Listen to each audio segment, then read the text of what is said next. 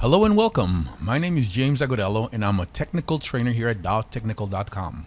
I have over 15 years of experience in the IT industry. This course, which is properly titled CentOS Installation Administration, was specifically designed for individuals who are looking to learn Linux for either professional reasons or to simply get certified as Linux administrators. For the purpose of this training, I will be using a Dell E6410 laptop with Windows 7 installed. I will also be using VMware Workstation as our virtual host. This system has a quad-core processor, 4 gigs of RAM, and a 320 gig hard drive. This configuration is more than sufficient for this lab, as you will soon see. The objective of our first module will be as follows. Our first goal will be to obtain CentOS through either the web or a media DVD. Afterwards, we will install CentOS to the local hard drive. We'll also configure and partition the CentOS file system and install packages and create user accounts. I will also show you how to connect your system to a wired or wireless network.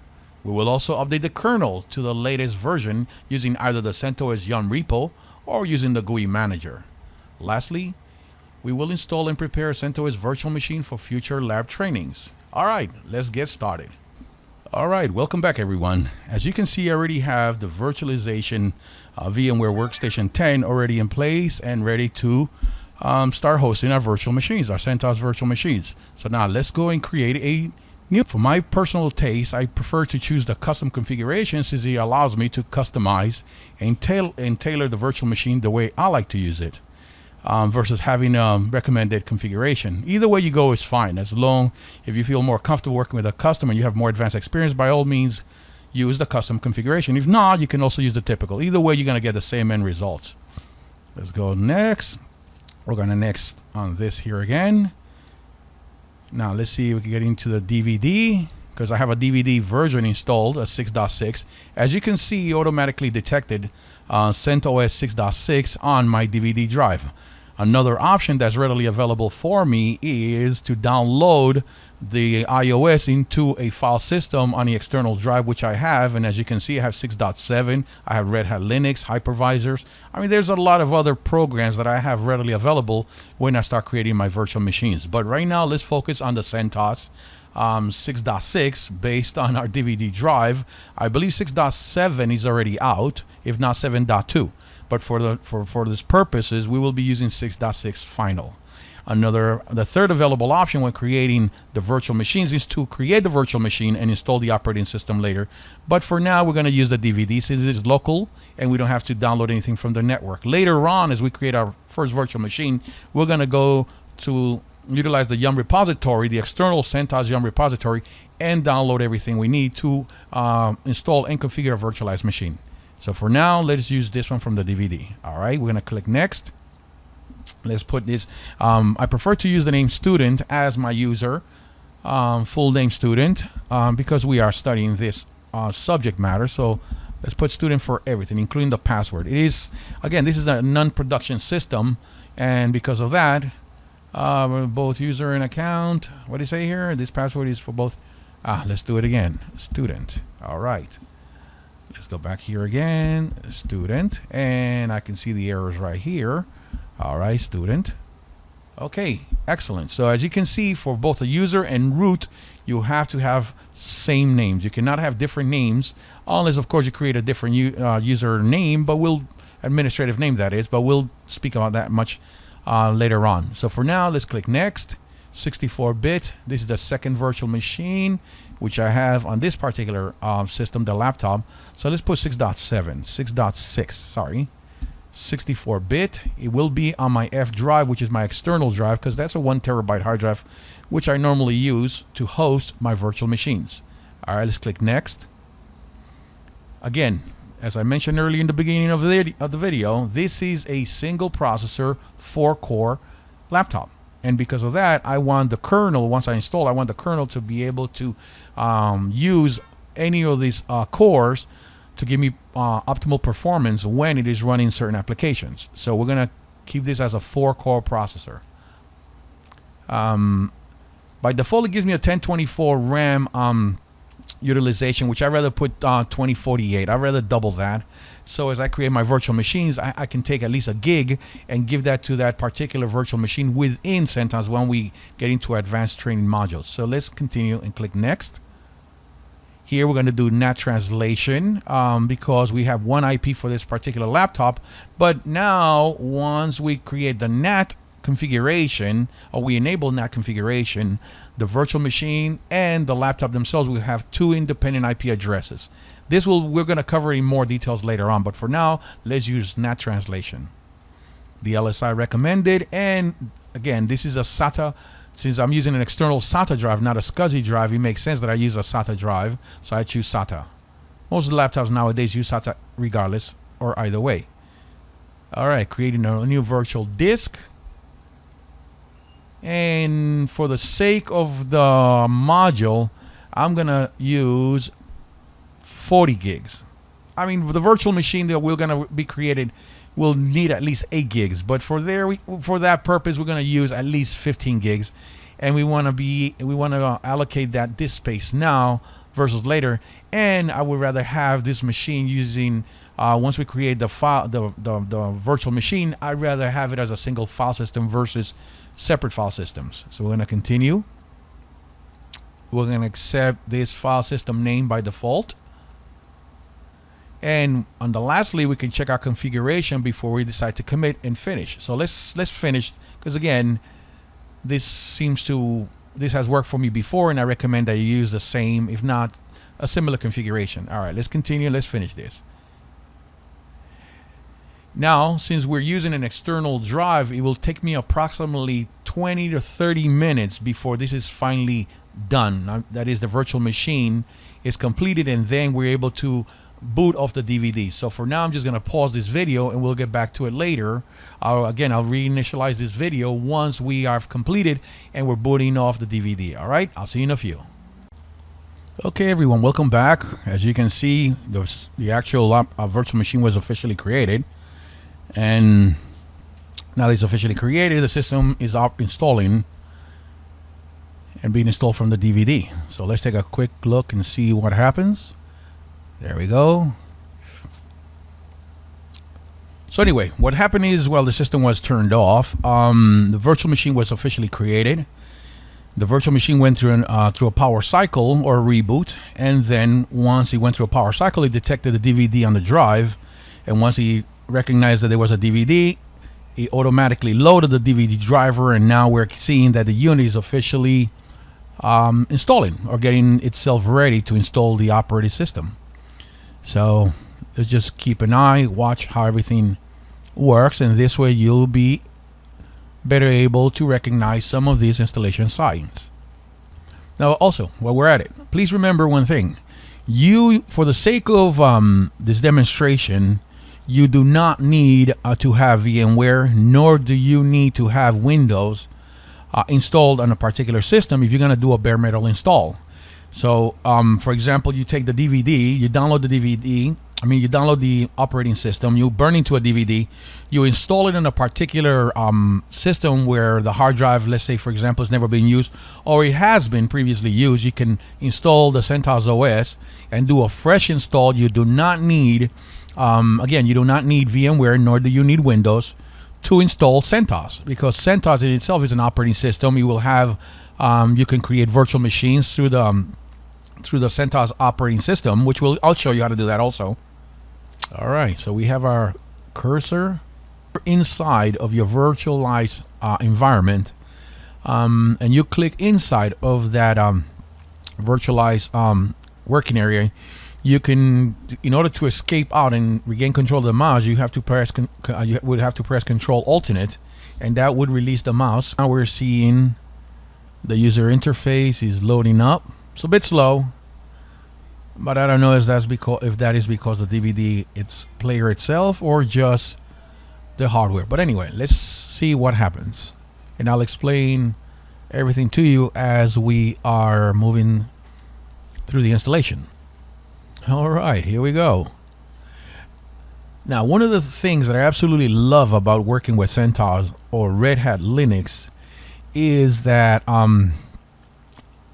the majority of the time, if not all the time, you do not need to install the drivers, because a lot of these drivers are already installed by default. I'm talking about the networking drivers.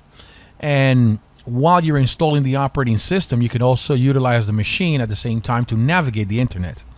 It automatically loads the drivers to get you network ready. And especially this laptop right now, I forgot to mention to you guys, is 100% wireless. It's not plugged into any particular Ethernet device.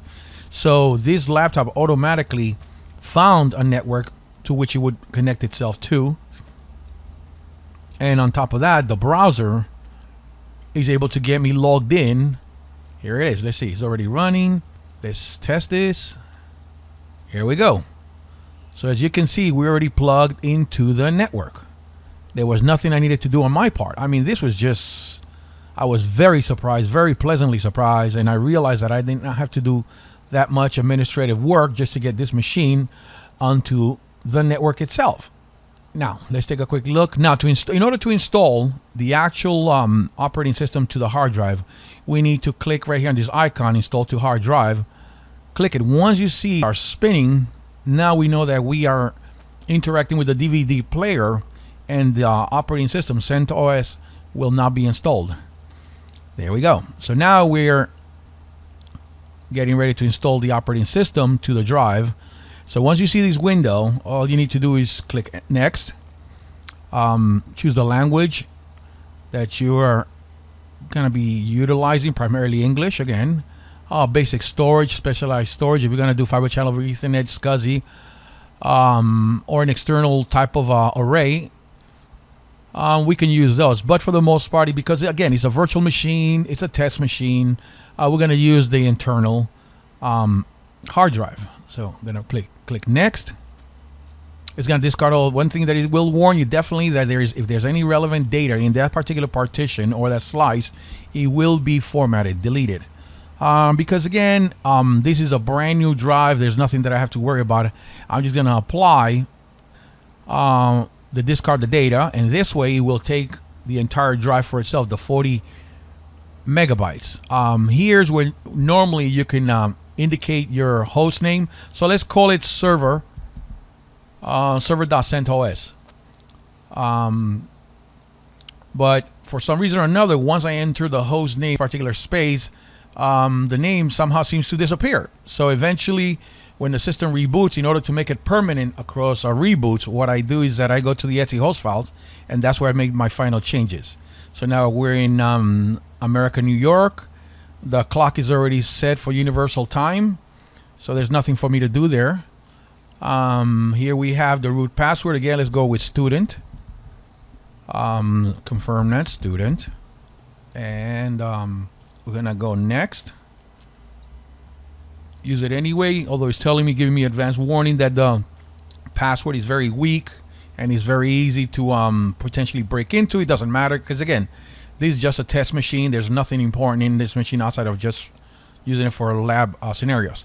Now, here we have a different file system configuration. We could have Linux or the kernel take all the entire space. Given the kernel permission to take the entire space, the kernel itself will partition the file systems according to a preset template. For myself, I prefer to use the create custom templates, and I'll explain to you why. We could use a free space. Whatever's, if you have, for example, some other Linux version installed and you don't want to delete it, it will use the available space for itself and install from there. You could shrink the current file system. I've never really utilized this. I don't know too many people that do utilize the shrink the current system, but it is readily available. I guess these are for people who don't have a lot of space available to them. Replace existing system. So if you have, for example, a different Linux operating system, like it says here, removes only Linux partitions created from a previous Linux installation. Well, you can do that. But for myself, I like to create my own partitions because it gives me more control over the application. Now, if I choose free space, or let's say, for example, here, when I choose any partitions, normally this review and modify partition layout is not checked marked. When we click create custom layout, it is automatically check marked, and the reason I will I'm going to show you exactly why it is that it is check mark. So when we go on to the next, now I'm going to create my own custom partitions. One will be the root and one will be the swap. So I'm going to do these exactly, or I'm going to show exactly how I do it. So this way you may be able to replicate it. But if you have a particular file system that you need to create, or a particular slice, like for example Oracle or some other application, then this is where you would be able to do it. So now let's create this. Let's create a root and a swap partition. The reason I create the swap partition, I already have 4 gigs of RAM, so I normally give it about 2 gigs of RAM additional, which is virtual RAM. And for the kernel, I give it the difference. Whatever the remainder is of that particular drive, I give it to the kernel. And this way the kernel manages all the file system. If a certain file system is becoming full, then automatically by default the kernel is better able to manage and regulate some of the file system becoming full, and versus myself having to check constantly. So I trust the kernel will do its job, since the kernel is designed and optimized to run more efficiently. So now let's create a file system. Normally we'll start with a standard partition. Let's see now. Here it is. Okay, so it's a standard partition. First thing what I do is that I go into the swap. So I normally will start with swap, and I'll give it 2 gigs. As you can see, I do not have to force it to be a primary partition, for the simple reason that it's just virtual swap. So I'll just click OK. On the free space, I will create another standard partition. All right, let's create that. Here, because the file system's ext file system, I'm going to create my root file system. Now, looking over here to the left, I can see we have 38 gigs, 959. So what I'm going to do here is I'm going to give 38 gigs, and I'm going to force it to become my primary partition. The reason to make it my primary partition, so as the system reboots, all my files and file systems are loaded by default. So now we have 38 gigs. Even though I have 559 megabytes of extra space, we're going to use this later on in our training, where I will show you how to create logical volume manager or use the LVM to create logical volume managers. So let's start with 38. I mean, we don't need a big file system just for our demonstration purpose. In the real world, of course, that really depends as to how much space and how many files you will be needing. So anyway, so we're going to click next. Now, as you can see, we have 559 free space, megabytes of free space. So once we're done, we're going to click next. All right, so it's going to delete anything. The following pre-existing device has been selected to format, destroying all the data. We're going to format it, and we're going to commit it. And we're write these changes to the disk.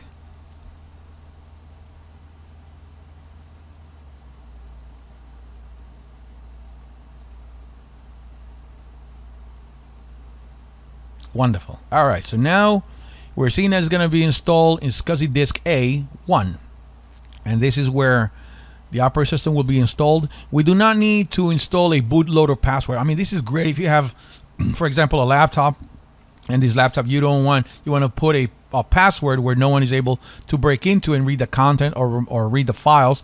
And normally these are this you check off on it only when you have very sensitive data. But outside of that, again, because this is just a test, a demo system, there's no need for us to set any security perimeters. Outside is just basically showing you what it's all about and how you can go about installing them or managing them.